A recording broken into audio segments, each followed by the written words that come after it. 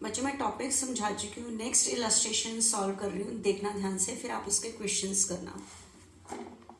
आपके पास next illustration है बच्चे, यहाँ पे बिल्कुल ध्यान से देखना क्या गिवन है आपको। X and Y are partner in a firm. Following balances appeared in their books as on 1st April 2017. देखो बच्चे 1st अप्रैल 2017 पे इन्होंने बिजनेस नहीं स्टार्ट किया। इस डेट के आपको बैलेंस दिए हुए हैं। 31 मार्च 2017 को जो अकाउंट क्लोज हुए होंगे वो बैलेंस आगे आए हैं। कैपिटल का बैलेंस दिया हुआ है और करंट अकाउंट का बैलेंस दिया हुआ है। करंट अकाउंट के बैलेंस देने का मतलब कैपिटल आर फिक्स। आपको पता है जब पार्टनर की कैपिटल फिक्स्ड होती है तो we have to maintain two accounts related to partner. जिस तरह से अभी तक कैपिटल के बैलेंस गिवन होते थे, करंट अकाउंट के बैलेंस गिवन है। कैपिटल का बैलेंस कैपिटल अकाउंट में लिखते हैं, करंट अकाउंट का बैलेंस करंट अकाउंट में। ठीक है, वैसे तो आपको पता है क्वेश्चन में नहीं गिवन होता है इनका बैलेंस क्रेडिट में ही है, लेकिन क्वेश्चन में क्लियर गिवन है डेबिट, तो डेबिट में बैलेंस लिखना है, अदरवाइज क्रेडिट में ही लिखना है। ठीक है, अब मैं देखना स्टार्ट कर रही हूँ। On 1st July 2017 they decided that their capital should be 2 lakh each. इन्होंने डिसाइड किया एक्स और वाई ने कि इन दोनों की कैपिटल कितनी होनी चाहिए, 2 लाख। बताओ 1 अप्रैल को एक्स की कैपिटल कितनी है, 250, और ये डिसाइड कर रहा है 3 मंथ्स के बाद, अप्रैल मई जून 3 मंथ्स के बाद कि उसकी कैपिटल 2 लाख होनी चाहिए। इसका मतलब इसे बिजनेस से कितनी निकालनी पड़ेगी, 50। तो अपनी कैपिटल को 2 लाख करने के लिए इसे 50,000 परमानेंट विड्रॉ करने पड़ेंगे। तो ये ड्राइंग्स नहीं है, मैंने आपको लास्ट टॉपिक डिस्कस किया था। ड्राइंग्स होती है टेम्परेरी विड्रॉइंग जो पर्सनल यूज के लिए निकालते हैं, एक होती है परमानेंट विड्रॉइंग कि परमानेंट ही पैसे निकाल लिए बिजनेस से। ठीक है, तो ये अपनी कैपिटल को बच्चे 2 लाख करना चाहता है तो ये 50 निकाल लेगा बिजनेस से। ठीक है, और दूसरे की कैपिटल वाई की कितनी लगी हुई है, 180, तो इसे 20,000 इंट्रोड्यूस करने पड़ेंगे परमानेंट बिजनेस में। ठीक है, the necessary adjustment in capital were made by withdrawing और इंट्रोड्यूसिंग कैश। क्या मतलब है इस लाइन का, मतलब 2 लाख करने के लिए या तो कैश वो इंट्रोड्यूस करेंगे या विड्रॉ कर लेंगे, उसे 50 निकालने पड़ेंगे और उससे 20 लगाने पड़ेंगे। According to partnership deed, interest on capital is allowed at 8% per annum. Capital पे कितना इंटरेस्ट है, 8%. Axis get an annual salary 4,000. किसको, Y. Axis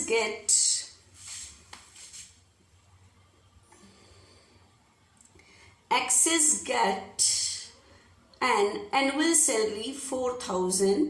एक्स को कितनी सैलरी मिलती है, 4,000, and Y is allowed monthly salary 800. Monthly है, पूरे ईयर की हो जाएगी 96. It was found that Y was regularly withdrawing his monthly salary. Y अपनी मंथली सैलरी को निकाल लेता है, तो कुछ नहीं लिखा हुआ, तो पर्सनल यूज के लिए विड्रॉ कर रहा है ये। उसके बाद है the manager of the firm is entitled to commission 10% of profit, 10% of profit before any adjustment is made according to deed. वैसे मैनेजर को कमीशन देना है 10% ऑफ प्रॉफिट, और प्रॉफिट कौन सा, बिफोर एनी एडजस्टमेंट, कुछ भी एडजस्ट करने से पहले वाला प्रॉफिट। ठीक है, देखना आप करना क्या है हमें इस क्वेश्चन में। आपके पास बैलेंस थे 1 अप्रैल 2017 के, तो net profit for the year ending 31 March 2018 before charging interest on capital and salary. आपको पहले वाला ही प्रॉफिट दिया हुआ है।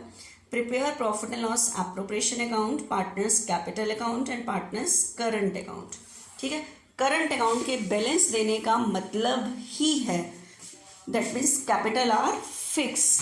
ठीक है, तो अब ध्यान से देखना मैं आपको क्या बता रही हूँ बच्चे इसके अंदर।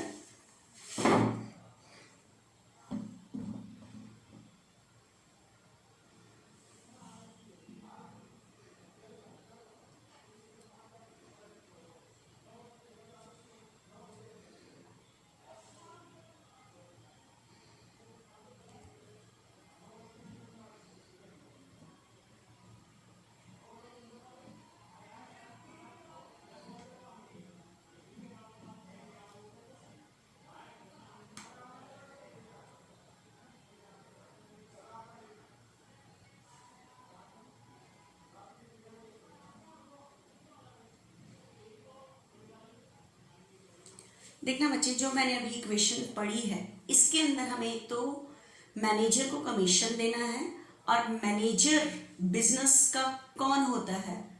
ऑनर। मैनेजर बिजनेस का पार्टनर नहीं है, ऑनर नहीं है। और प्रॉफिट एंड लॉस एप्रोप्रिएशन में जो एक्सपेंस आते हैं वो किससे रिलेटेड आते हैं? पार्टनर से रिलेटेड। तो क्वेश्चन में मैंने कहा था अगर आउटसाइडर पार्टी से रिलेटेड कुछ एक्सपेंस है तो एप्रोप्रिएशन से पहले आपको कौन सा अकाउंट बनाना पड़ेगा? Profit and loss account. तो सबसे पहले मैंने प्रॉफिट एंड लॉस अकाउंट का फॉर्मेट बनाया है, फिर profit and loss appropriation, partners capital account and partners current account का बनाया है। ठीक है, आपको इस तरह के जो सम है लैंग्वेज पढ़ते जाओ और एंट्री मैंने आपको समझाई है उसके अकॉर्डिंग सॉल्व करते रहो।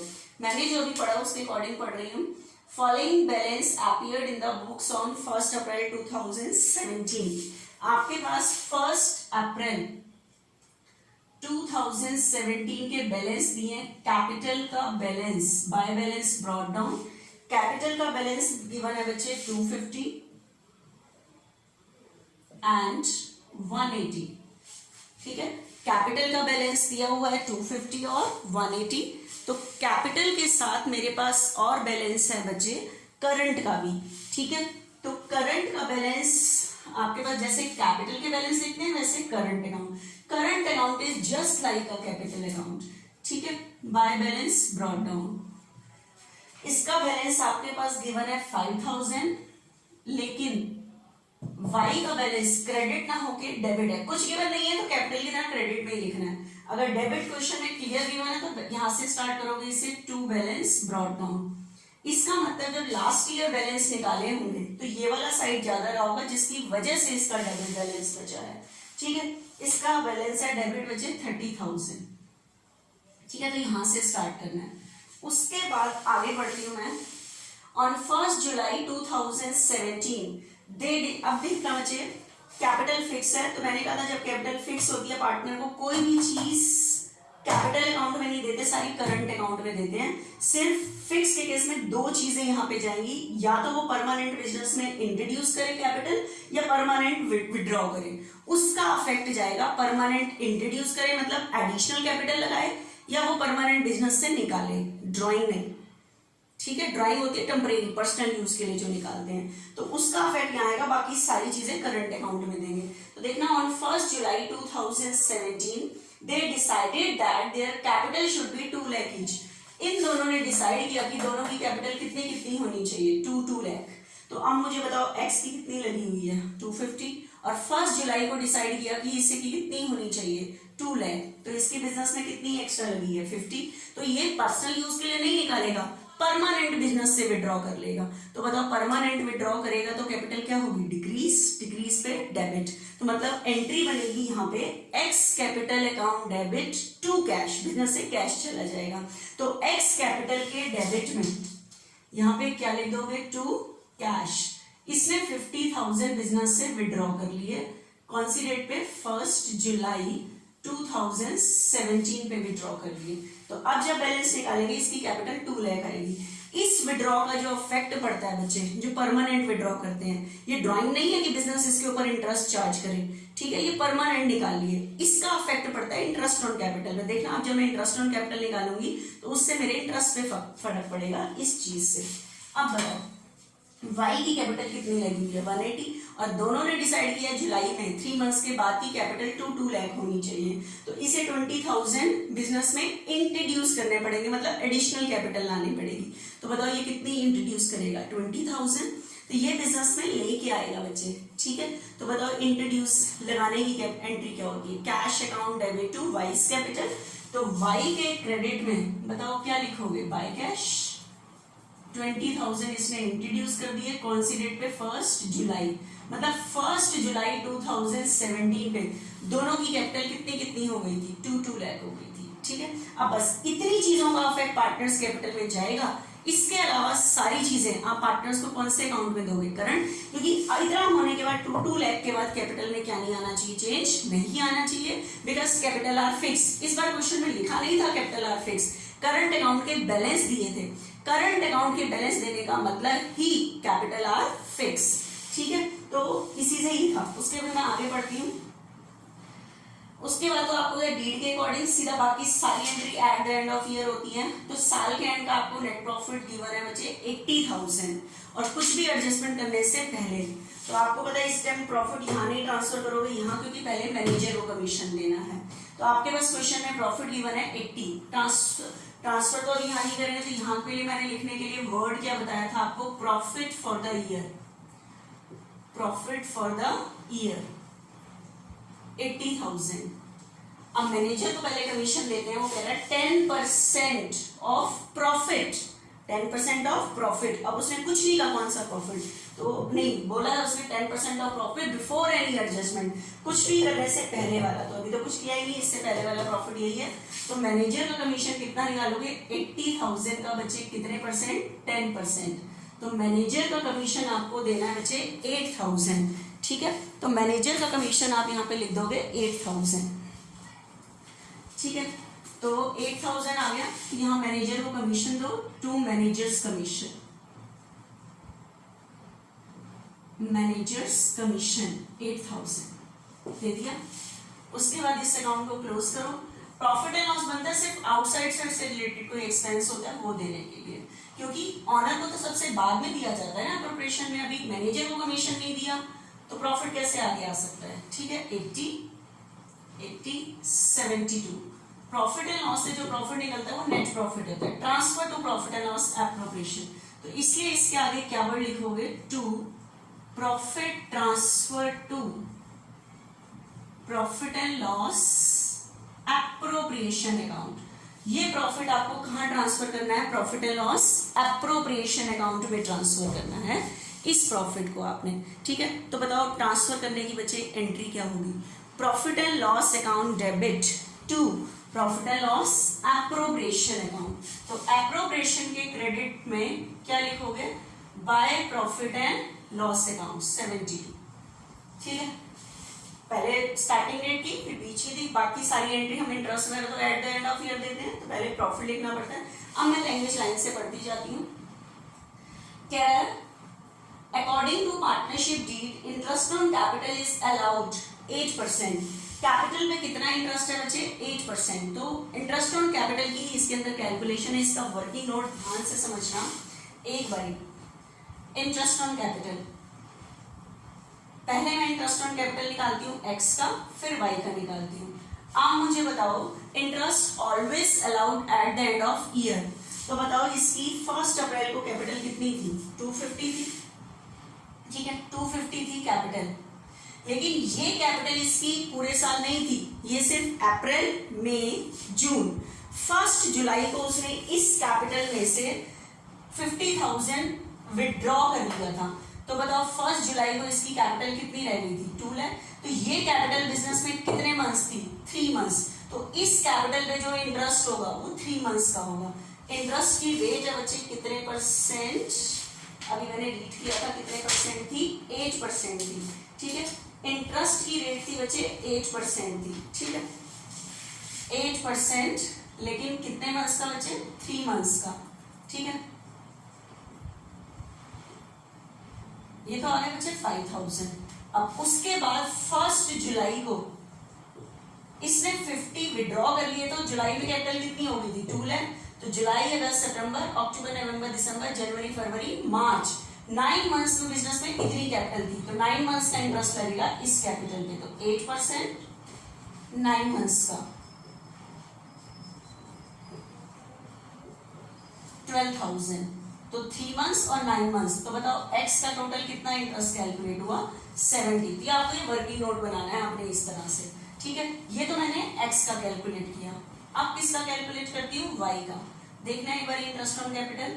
वाई की स्टार्टिंग में कैपिटल कितनी थी, वाई की 180, लेकिन ये कैपिटल थी बच्चे 1 अप्रैल को, 1 अप्रैल टू 30 जून, अप्रैल, मई, जून, 8%, 3 मंथ्स का इंटरेस्ट 36, ठीक है। उसके बाद इसने 20,000 इंट्रोड्यूस कर दिए थे, तो इसकी कैपिटल भी बताओ 1 जुलाई टू 31 मार्च, ठीक है। 1 जुलाई 2017 टू 31 मार्च 2018, इसकी कैपिटल 2 लाख हो गई थी, इसने 220 इंट्रोड्यूस कर दिए थे, तो 2 पर 8%, 9 मंथ्स का,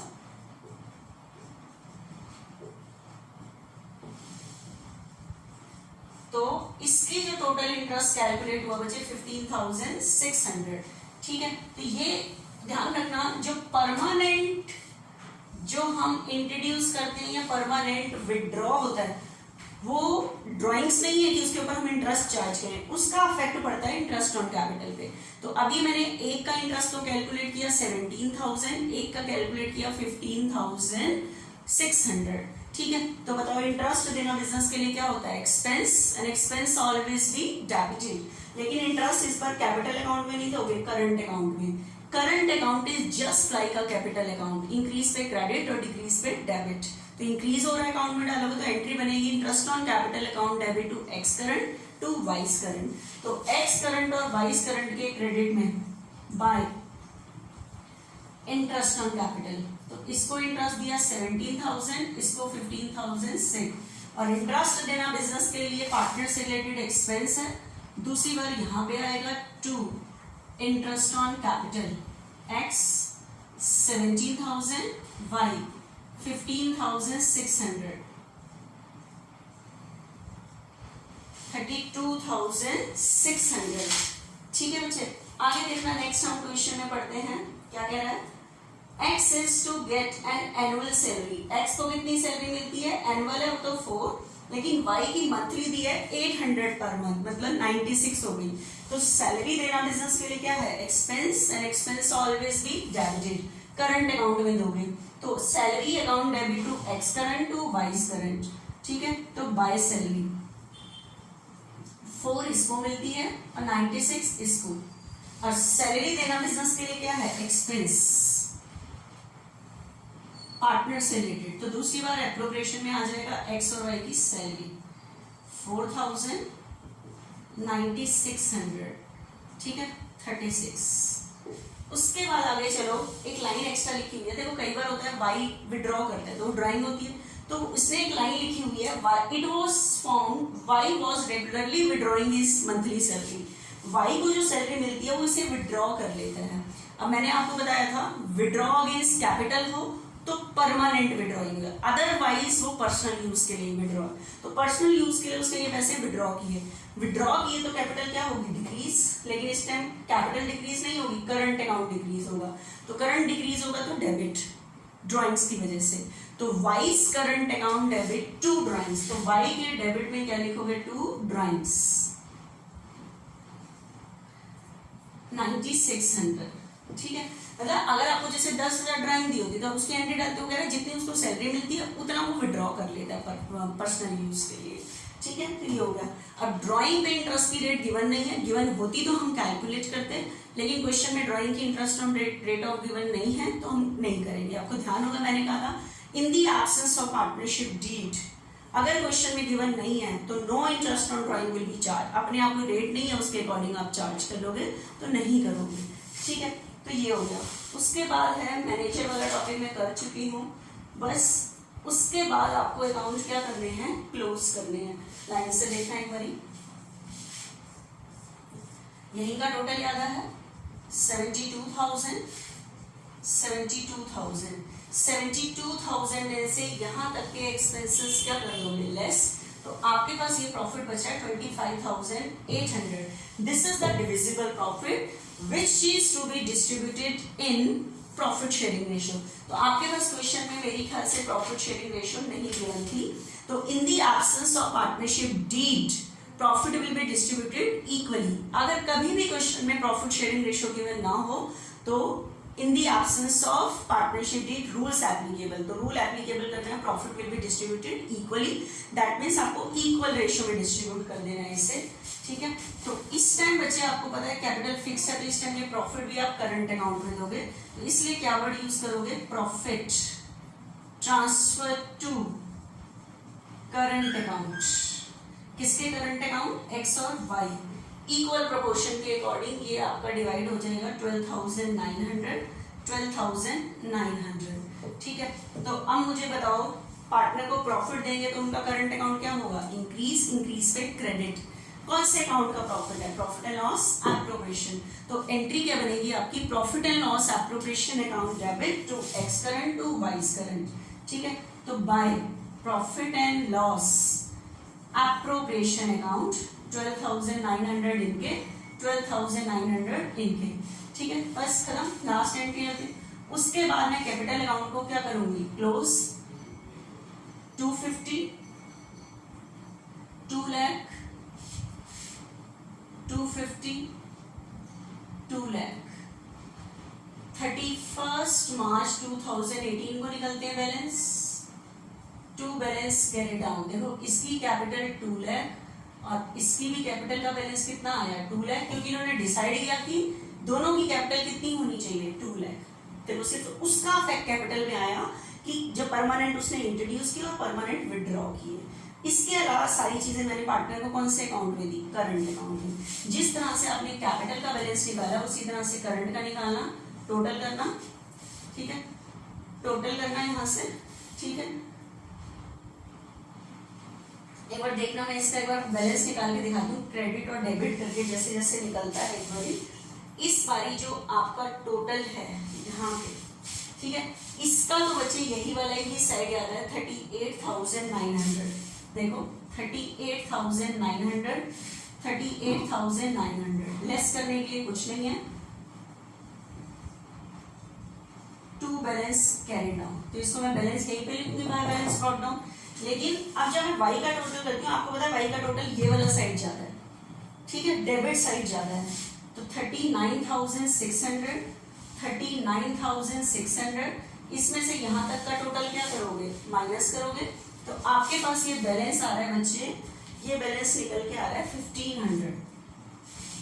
तो कैसे लिखोगे, बाय बैलेंस कैरी डाउन। और आपको पता है कैरी डाउन उस साइड लिखते हैं जो साइड ज्यादा हो। तो टू बैलेंस ब्रॉट डाउन 1,500, ठीक है। तो जैसे मैं स्टार्ट करते टाइम डेबिट था, तो कहने का मतलब है डेबिट बैलेंस का मतलब होता है ये वाला साइड ज्यादा आ जाना, जिसकी वजह से बैलेंस अब नेक्स्ट ईयर डेबिट में ही लिखा जाएगा, ठीक है। Thank you.